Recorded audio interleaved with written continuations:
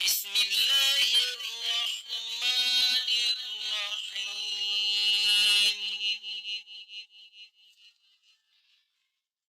الرحیم۔ جی پیارے بھائی نے سوال کیا ہے کہ مسجدوں میں گھڑیاں لگی ہوتی ہیں، کئی مسجدوں میں ایسی گھڑیاں لگی ہوتی ہیں کہ جس کے بجنے کی آواز کافی دور تک جاتی ہے، یا ایسا گھنٹا لگا ہوتا ہے، گھنٹی لگی ہوتی ہے کہ جس کی آواز پورے محلے میں گونجتی ہے۔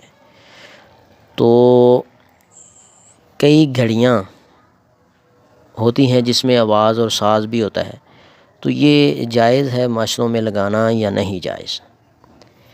پیارے بھائی، گھنٹی یا ساز والی گھڑی لگانا درست نہیں ہے، کیونکہ ساز حرام ہے اور گھنٹی ممنوع ہے، کیونکہ رسول اللہ صلی اللہ علیہ وآلہ وسلم کا فرمان عالی شان ہے، لا تذهب الملائکۃ رفقۃ فیہا قلب او جرس۔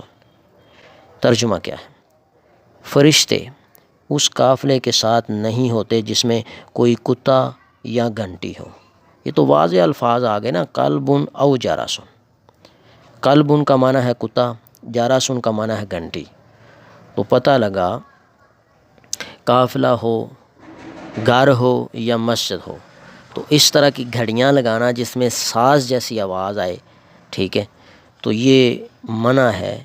اور کتا جو ہے اس کا بھی خیال کریں کہ یہ بھی صرف اس جگہ پہ جائز ہے جہاں آپ نے مال ڈنگر رکھا ہوا ہے، مال ڈنگر ان کی حفاظت کے لیے، لیکن وہاں بھی کوشش کریں کہ جتنی حفاظت ہو سکتی ہے خود کریں، کتا نہ ہی رکھا جائے۔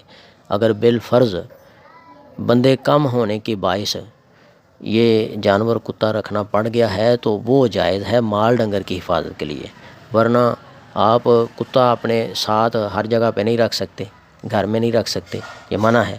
اور یہ گھنٹی اور ساز یہ حدیث میں منع ہے۔ آپ کا سوال تھا گھڑی والا، تو پیارے بھائی یہاں واضح طور پہ بات آ گئی او جرسن، کہ گھنٹی منع ہے، مسجد ہو یا گھر ہو، تو اس طرح کی گھڑیاں لگانا بالکل بھی جائز نہیں ہے۔ اللہ تعالیٰ عمل کرنے کی توفیق عطا فرمائے۔ صدق اللہ العظیم۔